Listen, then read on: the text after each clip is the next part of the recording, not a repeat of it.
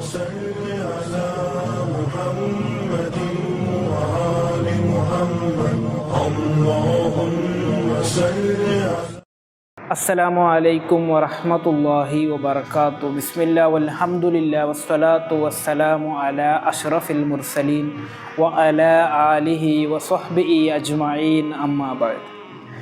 ರಮಲಾನ್ನಲ್ಲಿ ಇದನ್ನು ತಿಂದರೆ ನಿಮಗೆ ಬರಕತುಂಟಾಗಲಿದೆ. ಅನಸ್ ಬಿನ್ ಮಾಲಿಕ್ ರಲಿಯಲ್ಲಾಹು ಅನ್ಹು ಅವರಿಂದ ನಿವೇದನೆ, ಕಾಲ ನಬಿ ಸಲ್ಲಲ್ಲಾಹು ಅಲೈಹಿ ವಸಲ್ಲಂ, ಪ್ರವಾದಿ ಸಲ್ಲಲ್ಲಾಹು ಅಲೈಹಿ ವಸಲ್ಲಮರು ಹೇಳಿದರು, ತಸಹರು ಫ ಇನ್ನ ಫಿ ಸಹೂರಿ ಬರಕ.